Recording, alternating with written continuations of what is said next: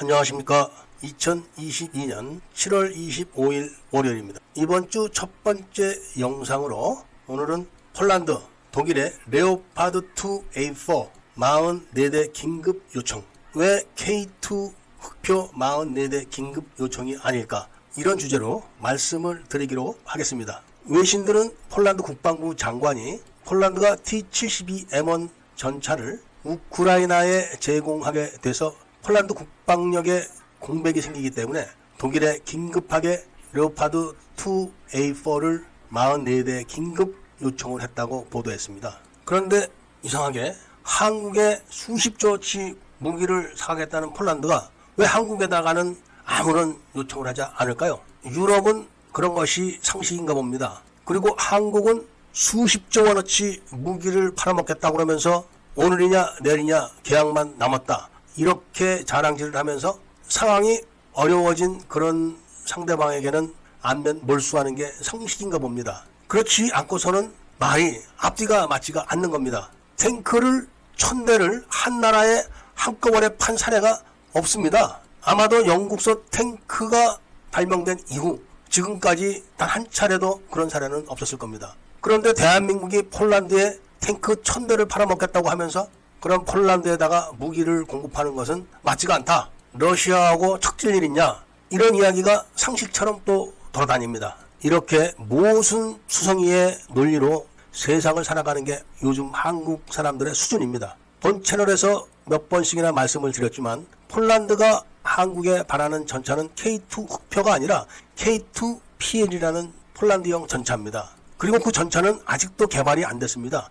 2023년도에나 개발이 끝날 것이고, 그리고 생산은 2025년도에나 가능합니다. 그리고 현재 한국의 전차 생산 능력은 연간 20대 정도밖에 안 됩니다. 그러니까 폴란드는 K2 흑표 전차가 아니라 K2 PL 전차고, 폴란드가 전차 사정이 지금 급하니까 K2 PL의 개발을 좀 올해 안으로 끝내달라, 이런 요청을 한 것은 맞습니다. 그리고 그 요청이 의미하는 것은 K2 흑표 전차는 사가지 않는다, 받지도 않는다, 이런 걸 의미하는 겁니다. 폴란드에서 한국군의 K2 흑표 전차를 점검을 했을 때 카다로그하고 완전 다른 K2 흑표 전차를 한국군이 운영하는 걸 보고 놀란 거죠. 능동 방어 장치도 없습니다.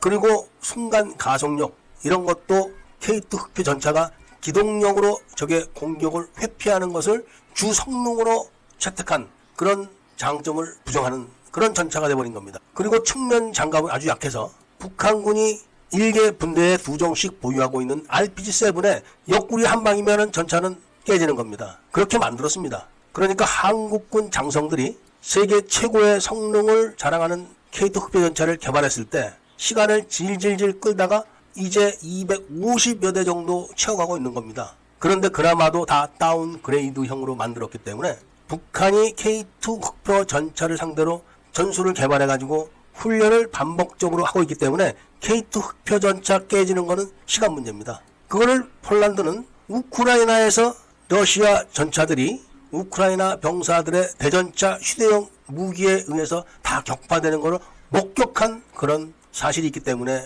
그런 겁니다. 한국군 장성들 중에서 총주회 출신들 장성들이 이렇게 한국군 흑표 전차를 다운그레이드형으로 만들어서 유사시에 대비를 못하게 해놓은 겁니다. 이런 이야기를 해드리면은 또 많은 공산주의자들을 추종하는 댓글러들이 상투적인 댓글을 달 거를 예상을 해서 대못을 박아놓자면은 광주에서 한국군 장성들이 북한군에게 한국군 군복을 입혀가지고 한국군에 편제시켜가지고 계엄군을 공격했던 사실이 발각됐습니다. 한국군으로 편제돼서 계엄군을 공격하다가 전사를 한 한국군 부대 병사가 동작동에 묘소가 없고 그때 전사한 다른 한국군 병사들의 머릿수나 이름을 도용해서 채워놨던 게 들통난 거죠.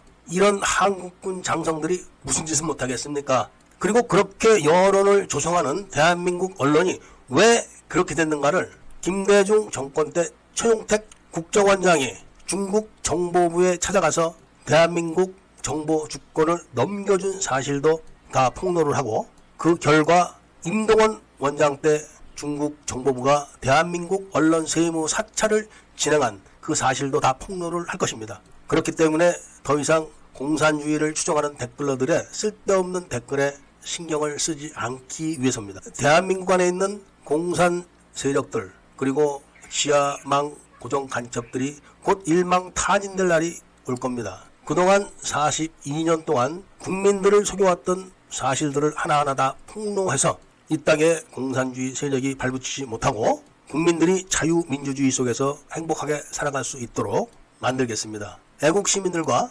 밀매분들께서는 구독을 꼭 해주시고 좋아요와 알림 설정을 부탁드리면서 이야기를 들어주셔서 감사드립니다.